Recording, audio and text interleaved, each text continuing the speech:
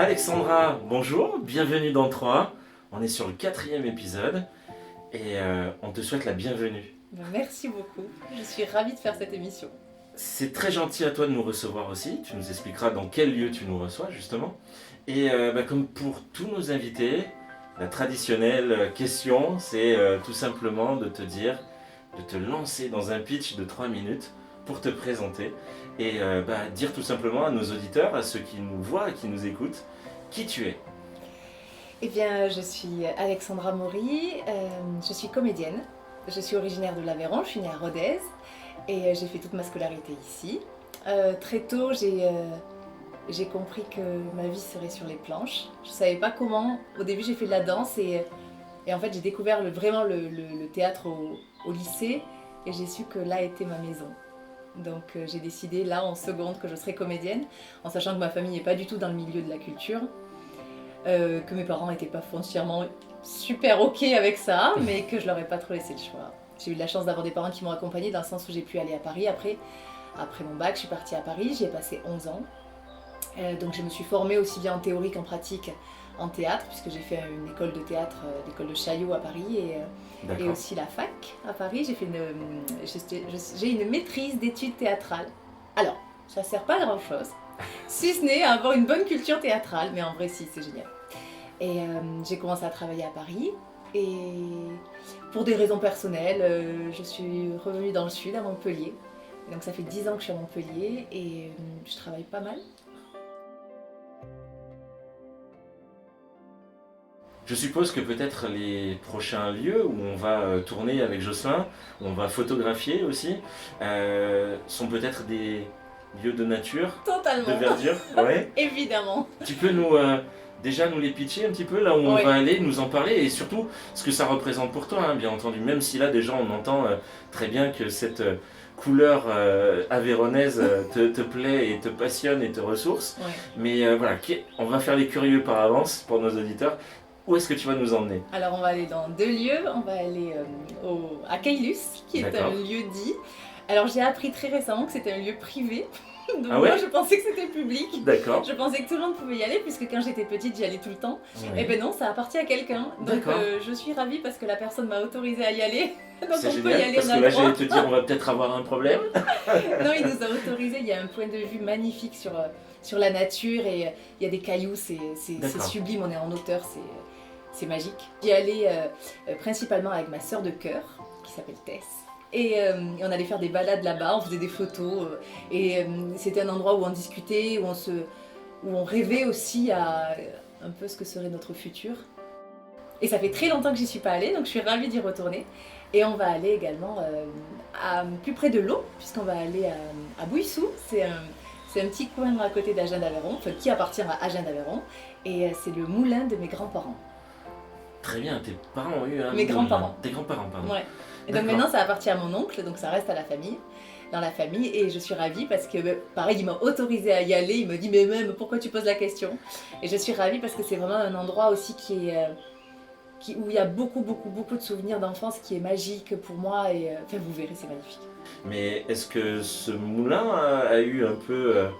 on va dire, est-ce qu'il y a eu des jeux justement où on s'invente un personnage? Des fois, il y a des lieux magiques comme ça qui nous inspirent aussi quand on est enfant, des jeux ou des rôles. Et est-ce que ça a eu cet effet-là pour toi, dans cet univers-là? Mais totalement, mais presque sans le savoir. C'est-à-dire que, par exemple, à Bouissou, c'est plus une vie que je me suis inventée là-bas. C'est-à-dire que il y avait des après-midi où j'étais gardée par mes grands-parents, où j'allais au moulin, où j'allais à la chaussée. Enfin, c'était un endroit magnifique où j'allais dans l'île, parce qu'il y a une île.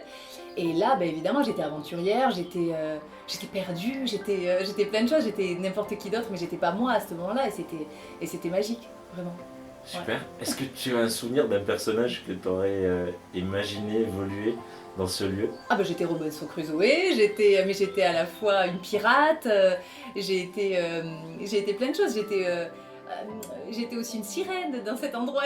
Eh oui, avec l'île. Mais j'ai vécu 1000 vies là-bas, faut le savoir. C'est ça qui est formidable. Est-ce que tu as justement 3 coups de cœur artistiques ou culturels du moment? Alors, que tu aimerais nous faire partager. alors j'ai un coup de cœur, mais sans l'avoir vu, donc j'espère bien, puisque là les cinémas ont réouvert depuis pas très longtemps. J'aimerais bien aller voir Garçon chiffon de Nicolas Maury, M-A-U-R-Y. Pour la petite histoire, là. Voilà, c'est pas le même. J'aimerais bien aller voir, je pense que c'est un super film, mais je l'ai pas vu. Ensuite, j'écoute pas mal Pomme, Oui. la chanteuse Pomme, que j'aime beaucoup, j'adore sa voix, j'adore sa... Allez, je le redis, son intensité. C'est un mot qui me va bien. Et après, alors j'ai vu, mais c'était il y a un peu plus longtemps, j'ai vu la série Viking. Pouh, je me suis régalée. D'ailleurs, il y a, pour les fans de Game of Thrones et de Vikings, un sacré challenge de savoir quelle était la meilleure série, puisque les deux se sont arrêtés maintenant. Ouais. Et c'est vrai qu'il y a un joli concours de savoir quelle était la meilleure des séries. Mais moi, Difficile j'ai même à pas choisir, Non, hein. je choisis pas. Je choisis pas, je veux pas choisir. Et avant de terminer, on conclut toujours avec un petit moment, j'allais dire, où tu, même si je reste, hein, même si Jocelyn est toujours là pour filmer, de t'adresser à quelqu'un, d'adresser un message sans citer son nom. Ah.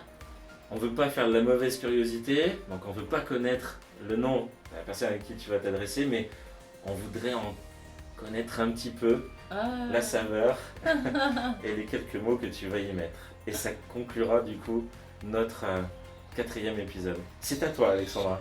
Bah là, je vais être un petit peu impudique, puisque je vais dire merci à la personne que j'aime le plus au monde, et tant pis pour les autres. Merci à cette personne d'avoir résisté, de ne pas être morte, carrément, voilà, j'ose le dire. J'ai failli perdre la personne que j'aime le plus au monde il y a quelques jours, et je suis ravie de savoir qu'elle est là et qu'elle sera toujours là, parce qu'elle est immortelle à mes yeux, et je voulais lui dire que je l'aime. Merci beaucoup, Alexandra. Merci. J'espère qu'on se retrouvera peut-être avec des futures actualités. Tu n'hésiteras pas à nous communiquer tout ça, Avec et nous on plaisir. les partagera avec grand plaisir. Merci encore et à Merci. très bientôt sur 3. Merci.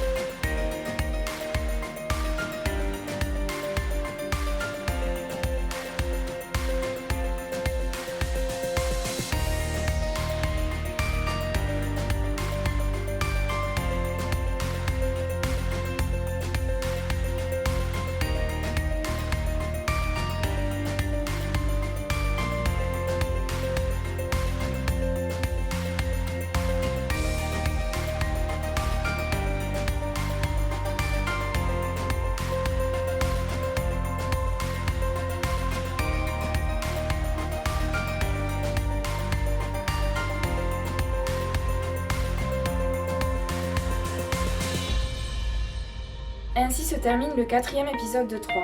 Franck et Jocelyn étaient avec Alexandra Maury et vous pouvez compléter ce film par l'intégralité de l'interview sur le podcast et le photoreportage sur le site internet de 3.